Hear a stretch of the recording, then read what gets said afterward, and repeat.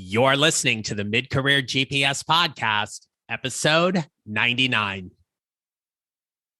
I think it's where a lot of people find themselves getting derailed in a way. They may not be consciously aware that they're getting derailed, but what tends to happen is you then are in a career that 6, 7, 8 years later, you finally hit that wall, whatever it is. And you finally start to understand for yourself that you're like, wait a minute, what the hell am I doing? Like, why am I here and how the hell did I get here? Our mid-career journeys can take us to some interesting places. Whether you're an active job seeker, a high-performing leader, or someone who just isn't sure what is next for their career, the entire process can be a bit overwhelming. It's one of the reasons why I started this podcast. Today, you are going to meet Kevin Hunting, the founder of Leading Kinder and 2 Steps Forward Coaching. He's a leadership coach who helps changemakers maximize their impact by helping them lead kinder.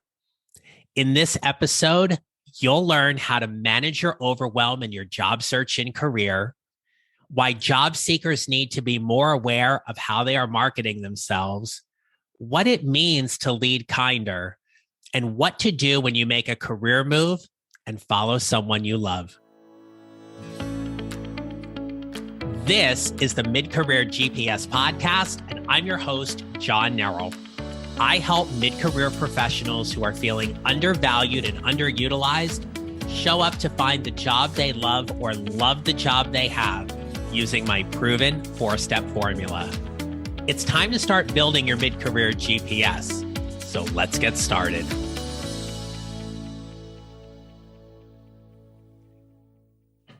Hello, my friends. Welcome back to the podcast. Before you meet my guest this week, I've got a special announcement. Next week is episode 100. I hope you'll come back with me next week to celebrate. But right now, I want to thank you for all of your support over the past year and a half to help get this podcast where it is today. We are still going strong, and there is a lot more I have planned, but I am honored you are along this journey with me. Now, if you want some additional help and support outside of this podcast, I want to invite you to join my private Facebook group called Your Mid-Career GPS, and certainly check out both of my books on Amazon, Show Up: 6 Strategies to Lead a More Energetic and Impactful Career, as well as Your Mid-Career GPS: 4 Steps to Figuring Out What's Next. But right now, I want you to meet Kevin Hunting. He and I met last year during a business mastermind, and we have stayed in touch ever since. I love how Kevin is so focused on his core message and principles to help leaders and those organizations. So I want you to meet him. Hello, everybody. I'm Kevin Hunting. I am the founder of Kinder and 2 Steps Forward Coaching. I am a leadership coach who is really passionate about helping professionals and mission-driven organizations unlock their potential so that they can lead with greater ease, confidence, and impact. Because don't we all want to have an impact? Of course we do. We hear so much about wanting to make an impact, and Kevin is doing that. I respect and admire Kevin's work, and you'll learn a little bit later how he and I have traveled a similar career journey when it comes to a major life event. Now, you'll hear that this episode is slightly different. When I interviewed Kevin, there were parts of our conversation where things just kept going. And when I went to take this into post, I didn't want to edit a whole lot of it. So let me know if you like that or not. Kevin thought his career was going to take him down a different path. And even though things didn't work out for him the way he thought when he was younger, the lessons he learned were about accepting what you have and what you don't. You know, I wanted to be a ballet dancer. I did enroll in ballet as a young child and really excelled at it. Actually, I did excel at it. And part of the reason I had to take ballet was because I was also a gymnast. And I did spend I spent 16 years of my life training in gymnastics and tried out for the Junior Olympic national team. Did you make the team? I did not make the team. But I had a wonderful trip to Colorado Springs at the Olympic Training Center, and that was worth every worth the experience in itself. What's the biggest takeaway you have from trying out for the Junior Olympic team? I think really my time, 16 years, which was a pretty long time, right, to commit to something, is just this idea of perseverance and commitment. And that if you believe in something and you are passionate about it, which I was passionate about gymnastics before I burned out, it is just that, being committed to it and really focusing your time and effort into it is never going to be a bad thing. Like, it's always going to pay off for you. What was your favorite event? Oh my gosh, that's a great. Well, first off, I'm tall for a gymnast, so I am 5'11", and most gymnasts, especially males, probably are more, in the range of like 5'5", maybe 5'7", lower center of gravity. So my favorite event was high bar. But as you can imagine, at 5'11", I just had this long, lanky body that would swing around that single bar. But I loved it. I don't know if it was just that kind of the freedom that you had when you were on the high bar, but I definitely struggled, I would say, with rings and parallel bars. Those were two very challenging apparatuses to try to excel at, just because my body, the length of my body. Isn't that a great lesson to learn early on, that we just have to accept what we're given, right? You can't be shorter, you can't be taller, you just are. That's where you're at, right? You hit a point where you're 5'11" and you're like, all right, I got to work with this. I love where you're going with that, because you're right. It's rather than try to fight it, how can you tap into it, right? How can you play off of your strengths? Which to me, it is, as much as it was a challenge being a taller gymnast. It really did set me apart too, though visually. Like, even when people would see me, it was something that was very noticeable. So it did actually help me stand out a bit, which, that was a good thing in my mind. With a gymnastics career not in his future, Kevin studied for a degree and quickly learned that he needed to pivot. I studied sociology and a minor in Spanish, and didn't really do anything with sociology after I graduated from college. But it certainly was a great overall education to have to position you in business or really anything. Very research oriented. So you are not the first person to have gone through college and get a degree and admit that they didn't really use a whole lot of it, but specifically in that field. But obviously we know skills are transferable. How did you make the leap into a career in marketing after college? That's a great question. There's so many parallels that you could make with sociology in terms of understanding behaviors, societal behavior, or more organizational type behaviors, in terms of how societies behave, that were very much aligned with marketing, where marketing is really about understanding your customer's behavior and using both. What I loved about it too was right brain, left brain. So there's a very data-driven analytical side to marketing, as well as more of the creative branding side, which to me just seemed, I think that it fit me naturally in terms of using both sides of my brain. But there were a lot more parallels than I would say there wasn't in terms of application of my degree. It's just that that's where I felt like I was drawn to. I just was drawn to understanding behavior in general, which also kind of speaks to coaching and what we do, is understanding, right? Helping people understand themselves better, which I love. I've seen this pitfall that many people-oriented professionals get trapped in. You like people, you know how to build relationships, you are a connector, but you have to learn how to leverage those skills strategically in order to get someone interested in who you are and what you do. Sure, you like people, but how do you take those skills and make them more valuable to someone? With a sociology degree in hand, Kevin found himself starting a career in marketing. That's a great question.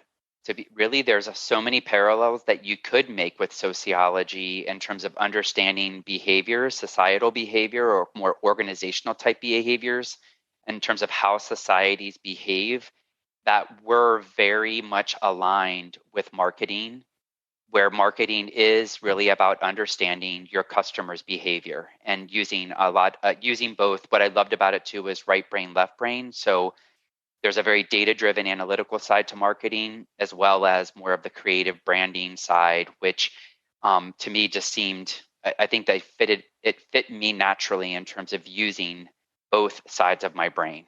But there were a lot more parallels than I would say there wasn't in terms of application of my degree. It's just that that's where I felt like I was drawn to. I just was drawn to like understanding behavior in general, which also kind of speaks to coaching and what we do, is understanding, right? Helping people understand themselves better, which I love. Listen carefully to how Kevin outlines his career path. Follow along with him as he describes his career walk and listen to how he keeps layering on different experiences within the marketing profession. So my first job was actually, I would say, more in customer service or client relationships. And I spent about 3 years in that role, started my career at GE. Shortly thereafter, I had found out about an internal development program at GE and knew that I was like, I want to pursue this. It was called their management development program.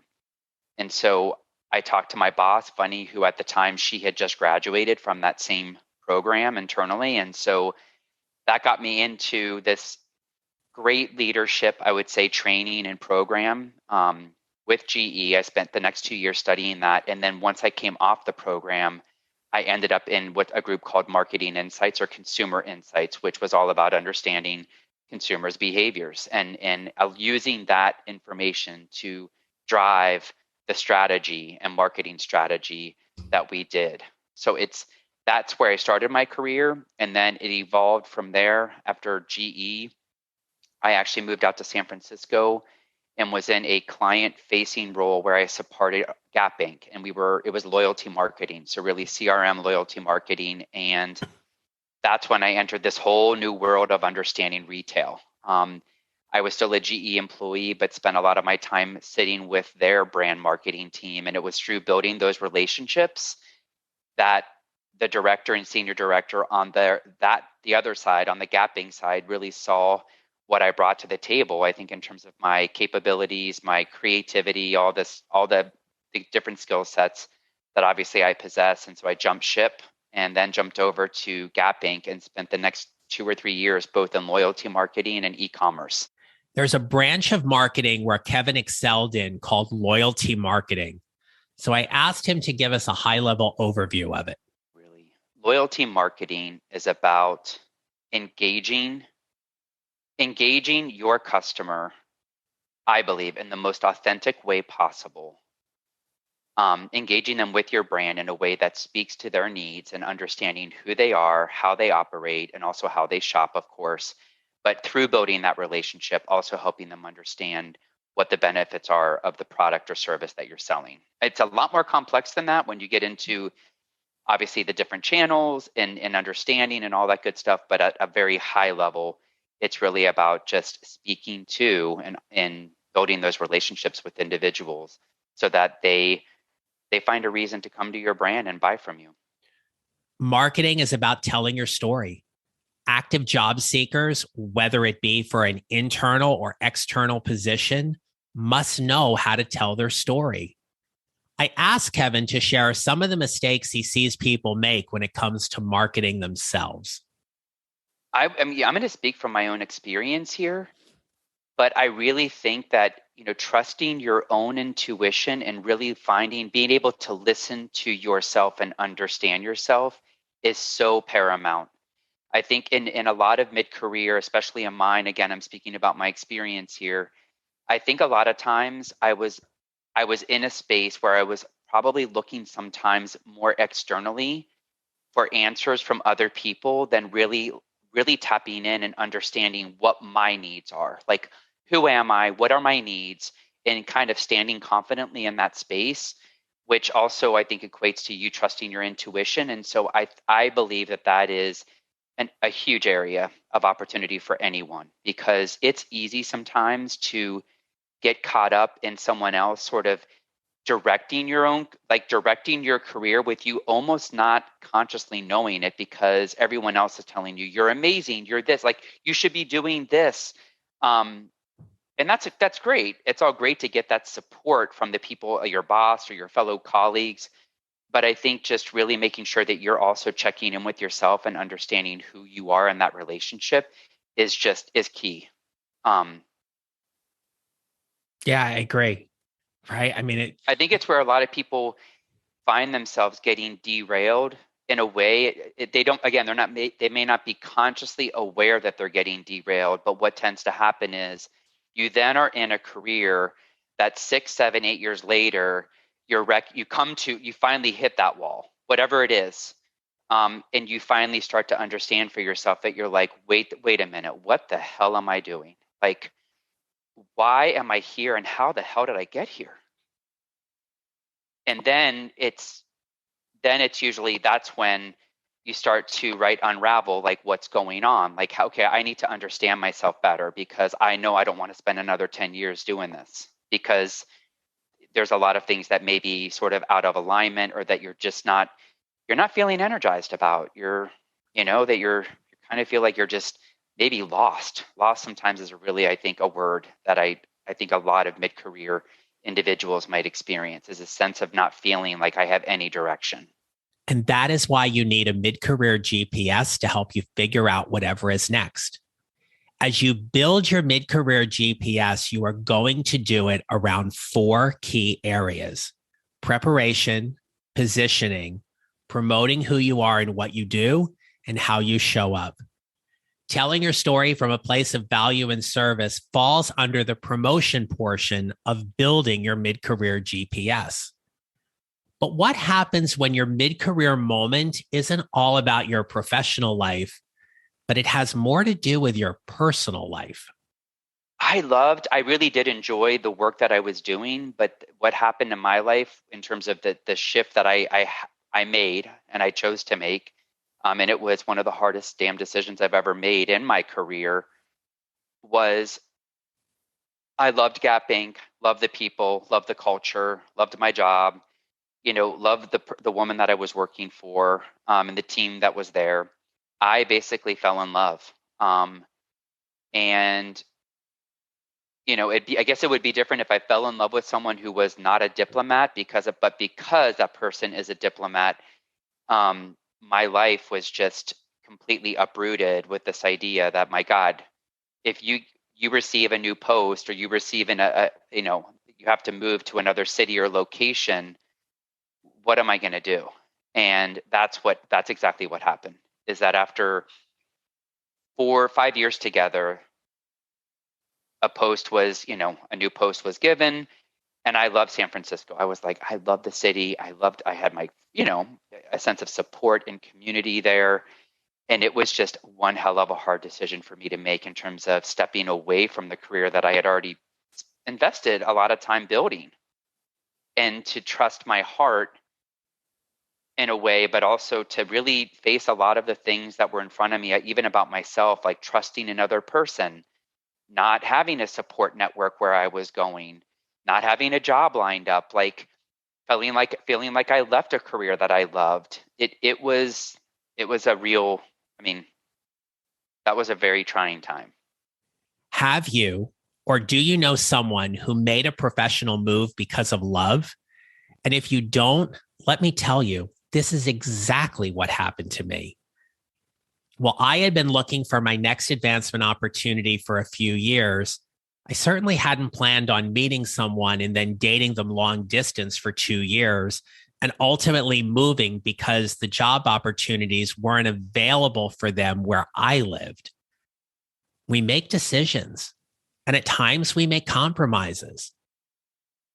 So, what happens when you put your career on hold, even temporarily, because you move for love, or you make a decision to be the one who stays home to be the primary caregiver to raise your children? In these situations, someone has to give. I asked Kevin what advice he has for you if you decide to move for someone or make a big career in life move because of certain circumstances? I think one of the biggest things that I learned about myself, of course, after the fact, because I did not practice this, but I would say is to just allow yourself the space to experience the things that you will experience, but to also hopefully not judge yourself in the process. And when I say that, I mean not putting the pressure on yourself that like you need to find a job right away, or that that because you don't have a job, maybe that means something to you, and you start to go to a place where you start judging yourself because you're like, well, I'm no longer, so much of our worth, and there's so much research I know out there about this, so much of our worth is tied up in what we do, meaning our jobs and our careers. And so I think it's making sure that you understand that has nothing to do with who you are and your worth. It's just that you've made a decision, and to give yourself that space to experience and the things that you're going to, which with the change comes a lot. There's already a lot that's going to come with it, in terms of being in a new city, being in a new space, a living space, trying to establish a community, friends. It is a lot. So just have patience with yourself. Have patience and really listen to what you need, and really don't go after those things. Like treat yourself to those things that you need, because it's so easy to get lost in the God, what am I doing? What is this all about? Where's my worth? I no longer really am worth anything, because I'm not working, or there's a lot there. There can be so much pressure to try to feel like we have to get everything right in the move. Absolutely. And our spouse is going through a whole lot as well. So we don't want to make it difficult for them. But at the same time, I ain't no scrub. And so right. I think you're right. I think sometimes that's what it can feel like. I remember, in my first move, I had so much anger and resentment towards my husband, my spouse, in that, because there was blame, like here I am. But to be perfectly honest, I did make that choice, and I made the decision for myself. And so I, again, realized that after the fact, but that was a natural thing to be feeling and experiencing, because I was the one that stepped away from everything that I had, that I created, that I wanted. And it's not that I haven't gained a lot of other things too. So I just want to make that clear. But in this situation, I really think that and I will say the other key thing, communication is key. Communicate what you're feeling and experiencing, whether you understand it fully or you don't understand exactly what's happening. Make sure that you are finding those channels, whether it's through your spouse, a friend, a close friend, family members. Keep the lines of communication open, because it really can be overwhelming. With the change comes a lot. All of these factors can contribute to feeling overwhelmed and wondering what steps you want to take. The last thing you want to do is lose yourself.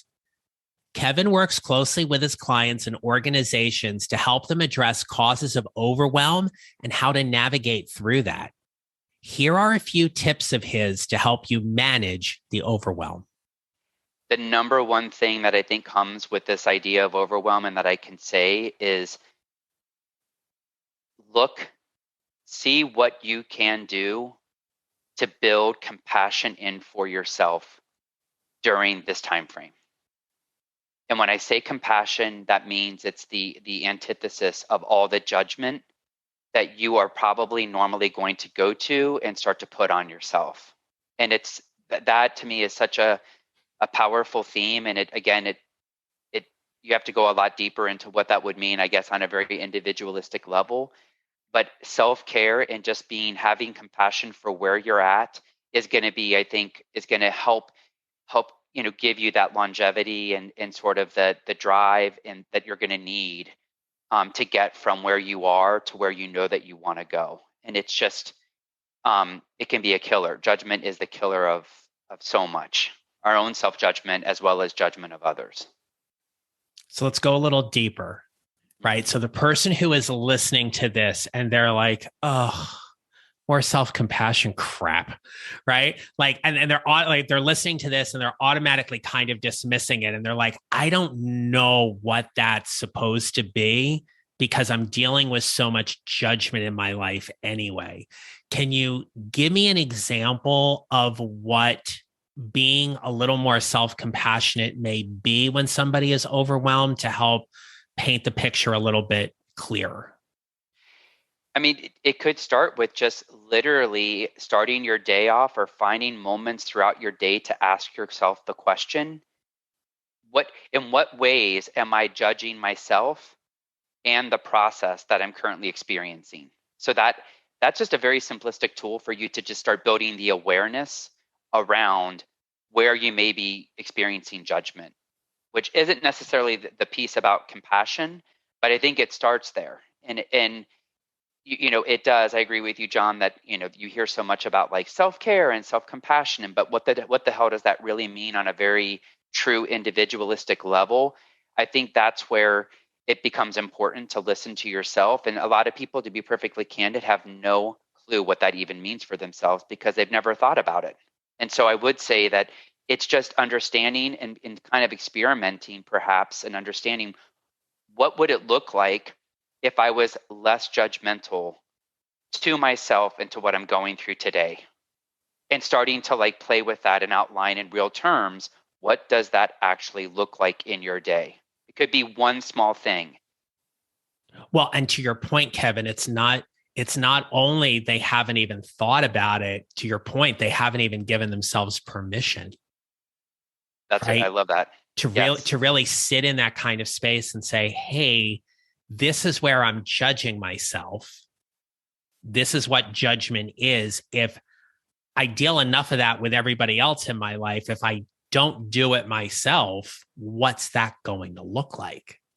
Exactly. And I think that would be the flip side of the coin for me with any person who would be like, oh, this is that self-care, like, positive toxicity shit, which I'm not about either. I'm about getting real. I think the piece here that for me is so critical is to help you would be asking yourself, what is it really doing for you to be judgmental? Like, what are you seeing is the impact to you, your state of mind, the actions that you may be taking or not taking because you are judging yourself and you're judging, putting all this pressure to like have things figured out and have it right. Like that would be my question. So what is it really getting you? Um, and then I think people sometimes kind of like, sit up a little bit higher because it's easy sometimes to think about it in those terms. Like what is it costing you to be able to not be like to experience less judgment? If you're really in that judgment space, there's an impact in your life and it's real and it's tangible and you can figure out what that is. Well, one of the great things about that whole exercise that you're talking about is it just puts such a bright spotlight on how many times we actually judge ourselves. God. I mean, if we had a quarter for every time we judged ourselves, I would be a billionaire. It's well, I don't know if a billionaire, but you know what I Yeah. Well, it's inflation, right? We don't go from a nickel to we have to go from a nickel to a quarter now. maybe it's $1. But you get the point. Yeah, we are experts. We are human beings. We are experts at just tearing ourselves apart. Yeah. And there's another way. There is another way. That's what you need to know. There is another way. What is the other way? The other way is the antithesis of that, which is what we just talked about. It's about having compassion for yourself, understanding what is creating the judgment that you're experiencing, and then moving into a place where in what ways is that either helping you or perhaps not helping you. If you are in a management or leadership role, you know that the last few years have been difficult. Kevin's program, Leading Kinder, supports leaders by helping to change the paradigm of leadership by asking the question, what if the primary measure of effective leadership is how you and those around you feel? Yeah, so I have a program. It's called Leading Kinder. And it is, I'd say, like my I don't want to say my baby, but something, of course, that I am very, very, very passionate about. And the whole idea is just we are living in extraordinary times as leaders. We are leading leaders are having to deal with so much more in terms of the current landscape when it comes to our mental health, the levels of uncertainty that are out there. And all of these factors are affecting performance. Not only performance, but again, if you work in a corporate setting, they're affecting if you're measuring these types of things, employee engagement, morale, retention, all of these things are things that human resources are hopefully looking at as well as leaders. But what's happening is that I see is that there is such an opportunity for us to get kinder with ourselves first so that we can lead from a place where we're able to be more kinder and compassionate in how we're leading our teams. It's, anyone in business, it can be small or big, right? It's just it's so performance driven. Everything is so, the numbers, have we hit our numbers? Are we going to hit our numbers? And I think what we tend to lose sight of is that if you are experiencing such extreme levels of uncertainty or,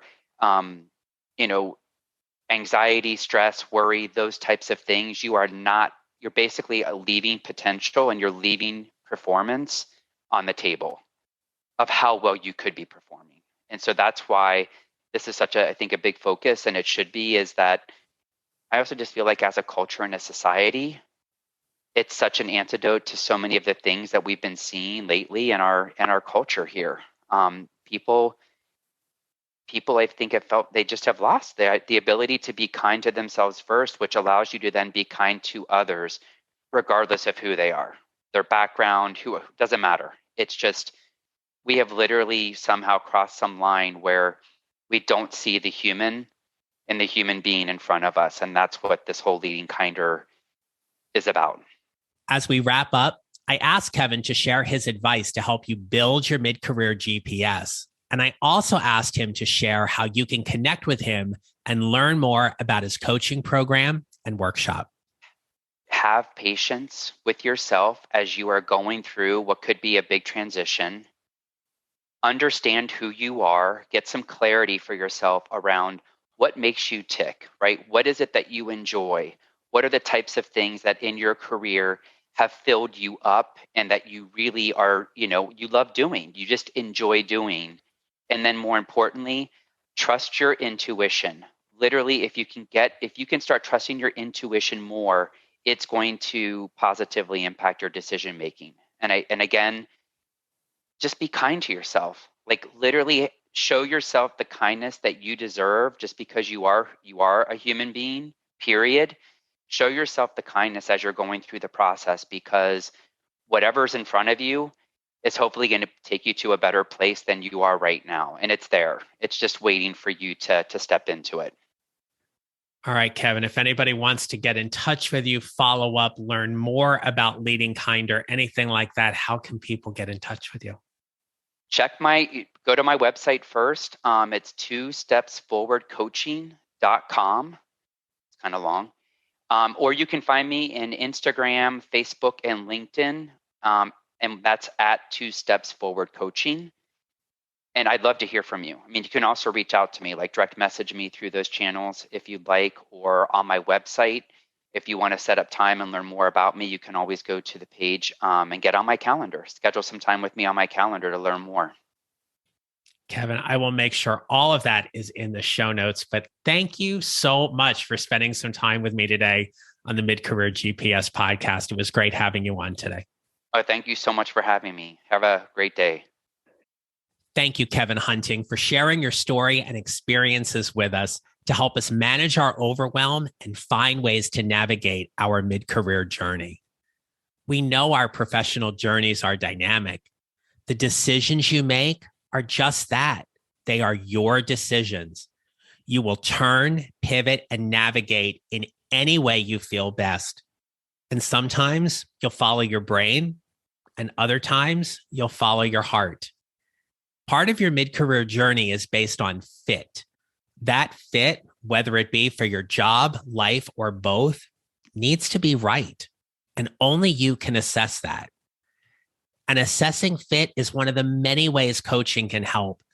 I like to think that coaching is about showing you your brain and what thoughts are going on in your head so you can make the best decision for your life and career. I want to offer you that you do not have to figure all of this out on your own. I'm here to help you. And if you're ready to do some work, you can either email me at john@johnneral.com or direct message me on LinkedIn, and we can set up a complimentary call to see if coaching is right for you right now. So as we wrap up episode 99, I want you to remember this. We build our mid-career GPSs 1 mile or 1 step at a time, and how we show up matters. Make it a great rest of your day. You enjoyed today's show and don't want to miss an episode, subscribe on Apple Podcasts or wherever you usually listen. If you haven't already, I'd appreciate it if you would leave me a rating and review to let me know what you think, to help others find this podcast and continue to bring you relevant and useful content to help you navigate what's next for your career. And if you're ready to create your mid-career GPS and get rid of the overwhelm so you can find the job you'll love or love the job you have, visit my website at johnneral.com for more information about joining my private Facebook group and scheduling a free consult with me so we can start building your mid-career GPS together. Don't forget to connect with me on LinkedIn and follow me on social at John Neral Coaching. I'll see you next time.